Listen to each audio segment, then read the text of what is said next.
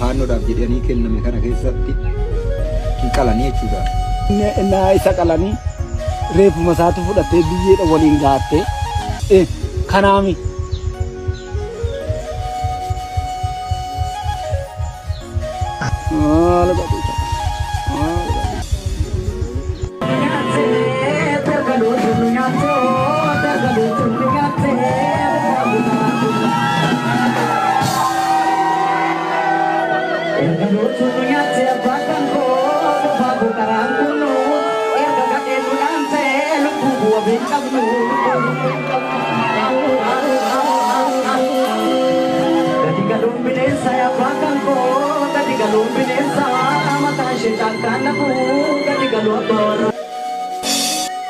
Ijoolleen biyya ormaa biyya hambaa keessa jirtan, ijoolleen biyya keessa jirtan hundumti keessanuu ergaa kana sheer godhaatii wal biraan naaf gahaa.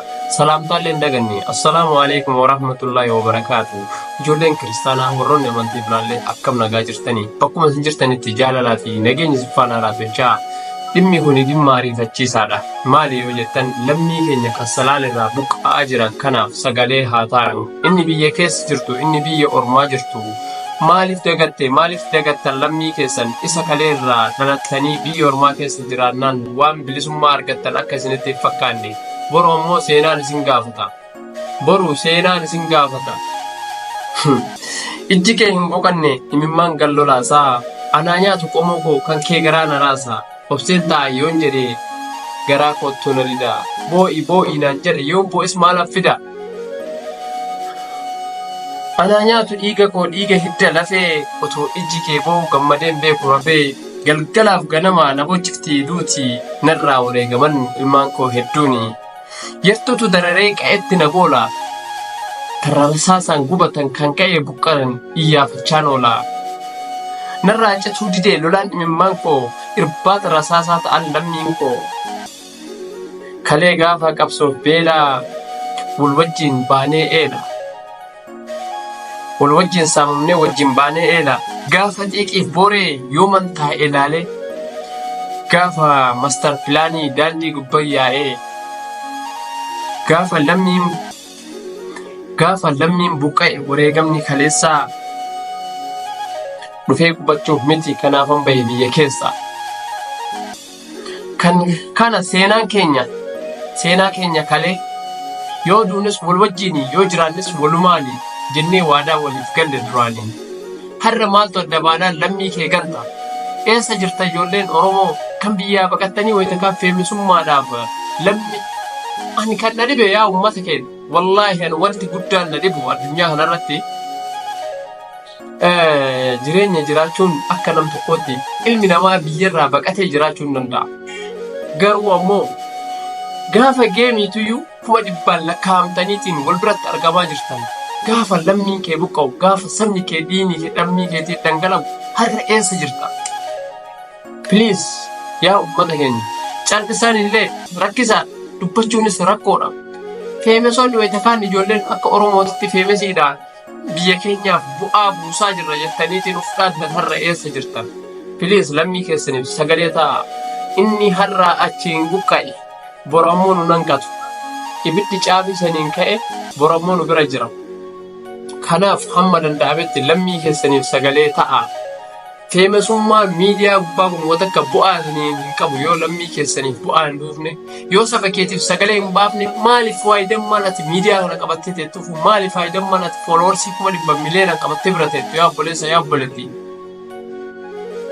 Akka bar biyyaa yoo baateeti feemesii taate bar biyya sanitti naftu biyya alagaa biyyuma alagaati. Kanaaf haga rabbi sii laaffise obboleessa obboleettii. Haga rabbi sii laaffisen lammii keetiif dhaabbadhu. Kan gargaaruu dandeessu gargaari. Isaan illee barkaleessa akka nu itti nyaata gaarii nyaatanii dhugaatii gaarii dhuganii horii gaarii qabaatanii jiraataa turan. Har'a garuu rakkinni isaan irra ga'e kuni boromuu akka nu nanqanne beekataa deema. Quba qabaadha. Ilmi namaa hin argatas hin dhaba. Carraan har'a isaan dhaqqabe bornullee hin dhaqqabuu hin naf. Kanaaf obboleessi kiyya obboleettii koo haga rabbii sii laaffise hamma dandeetteen lammii kee bira dhaabbadhu humnaa yoo dadhabde mallaqaa yoo dadhabde du'aayiidhaan Kanaaf amma danda'ametti sagalee uummata keenyaaf haa taanuun dhaamsa kiyya. Namoonni anarra feemesiillee hedduutu jira. Namoonni anarra hayyuullee hedduutu jira. Namoonni anarra beekamtii gurguddaa qabanillee hedduutu jira. Kanaaf amma natti mul'ateen dubbadhe isa hafe ammoo inshaallah rabbiin uummata kanallee bakka isaaniitti deebisee qananiidhaan isaan haa jiraachisu. Kaleessa gaafa Sumaaleerraa Harargeen buqqaatu namni hin callifne, gaafa Arsii irratti uummanni akkas dhumu namni hin callifne, gaafa Walloo san namni hin callifne, gaafa isin Boorana daangaa san namni hin callifne, har'a maaltu Salaaleettis hin callisiisa? Maali isaan saba biraatirraa maxxananii as bahan isin fakkaate obboleessa obboleetti. Inde isinuun dabbaru feemesummaan isin qabdan kan lammii keessanii bu'aa hin qabne maal isin fayyada? Obboleessa kiyya, obboleettii koo, addunyaan tuni gabaabduudhaan lammii keetiin bira dhaabbadhu. Haga qabdu dhibba yoo qabaatte 50 yoo bira dhaabbatte bu'aadha. Miliyoona takka wayita inni qabu kennitee gargaaruudha. Wayita inni dhabee birrii takka isaa kennutu irra siif galata.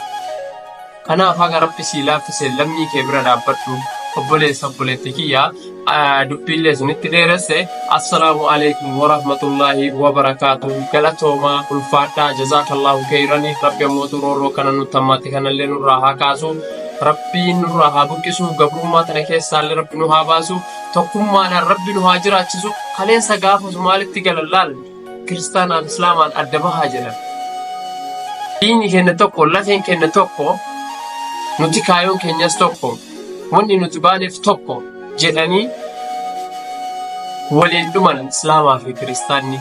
Har'a garuu nuti gandummaan wal nyaanne isaan kalee waliin deemanii akkasitti karaa nutti agarsiisan. Karaa isaanii san dhiifnee kophaa keenya jiraachuudhaaf jirra. Piliis amma danda'ametti ijoolleen Oromoo tokkummaadhaan, gamtaadhaan uummata keenya kana biraa haa dhaabbannu. Uummanni kun dhabees miti, roorrifameeti, lafa isaa irratti, qabeenya isaa irratti malee hatee miti, yookiin waan namaa fudhatee miti, yookiin daangaa namaa raggaleetii miti. Akkamitti garaa isin hin nyaanne feemesii warri hin jettan maal taatarree har'a? Gaafa Baalee fi Arsii, gaafa Walloo fi Wallaggaa, gaafa ammootu Harargee dubbataa turtan har'a eessa dheeytan? Kana durallee yooma tana ji'a 3 moo 4 durallee wanti akkanaa raawwatamaa ture. Namni waa'ee kanaa irraa kaasee dubbatu tokkollee hin jiru. Kanaaf sababa nama tokkooti ganda takka kan aggatu ulfaataadha. Ibiddarra isaa gubee boru nullee nu guba. Ibiddarra isaa gubee boru nullee nu raqqaba.